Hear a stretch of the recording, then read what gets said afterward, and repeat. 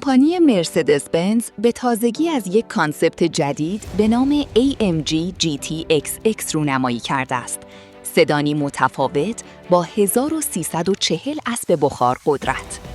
تولید خودروهای خاص با برند AMG مستقل از مرسدس بنز یکی از اتفاقات ویژه سالهای اخیر است و حالا یک مدل برقی در کلاس سدان از برند AMG به طور مستقل رونمایی شده است. نام این کانسپت AMG GTX بوده و قصد دارد سطح متفاوتی از قدرت و تکنولوژی را ارائه دهد.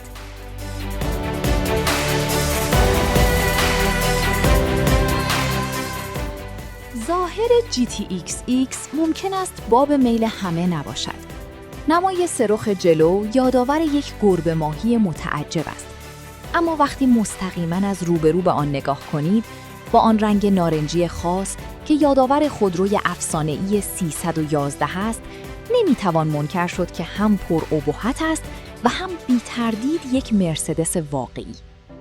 AMG ادعا می‌کند ضریب درگ این خودرو در وضعیت فعلی 198 هشتم است. دستاوردی چشمگیر برای خودرویی با تایرهای پهن و آینه‌های جانبی بیرون زده. در حال حاضر لوسید ایر با ضریب 197 هشتم آیرودینامیک ترین خودروی جهان است. AMG برای دستیابی به این ضریب درگ پایین از پوشش‌های آیرودینامیکی هوشمند برای چرخ‌ها استفاده کرده است. 5 پنل فیبر کربنی به صورت الکتریکی و بر اساس نیاز برای خنک کردن ترمزها یا بهینه‌سازی جریان هوا باز و بسته می‌شوند. این سیستم انرژی خود را از باتری نمی‌گیرد.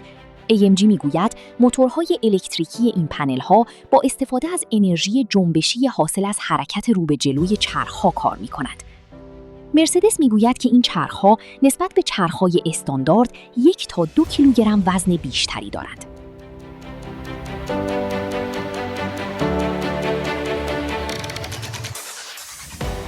در داخل این خودروی مفهومی با صندلی‌هایی از جنس فیبر کربن روبرو هستیم که به بالشتک‌های سفارشی شده بر اساس اسکن بدن مشتری تجهیز شده‌اند. پارچه‌های به کار رفته در صندلی‌ها و تریم داخلی از تایرهای مصرف شده مسابقات GT3 ساخته شده‌اند. گفته می‌شود تنها یک تایر برای پوشش کامل فضای داخلی یک دستگاه GTX کافی است. نوارهای تزئینی و نورپردازی نارنجی رنگ در سرتاسر کابین به چشم می‌خورند و در مقابل راننده یک نمایشگر دوگانه بزرگ به سبک تبلت و یک فرمان وای شکل قرار دارد که به سلکتورهای چرخان و شیفترهای پشت فرمان مجهز است.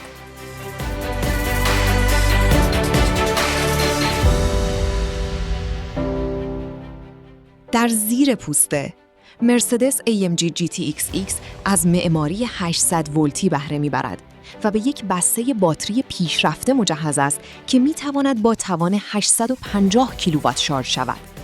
این میزان قدرت برای افزودن نزدیک به 400 کیلومتر برد تنها در حدود 5 دقیقه کافی است.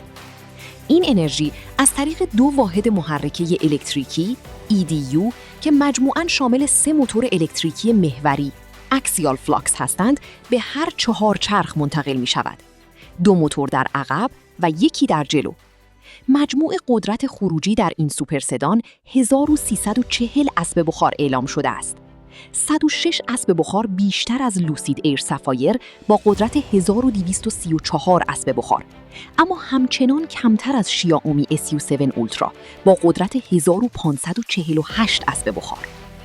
جالب است بدانید که موتورهای برقی به طور کامل در واحدهای محرکه ادغام شدند و هر کدام دارای گیربکس جداگانه و اینورتر خنک شدنده با آب هستند. مرسدس همچنین تایید کرده است که این خودرو صدای شبیه سازی شده موتورهای V8 را خواهد داشت.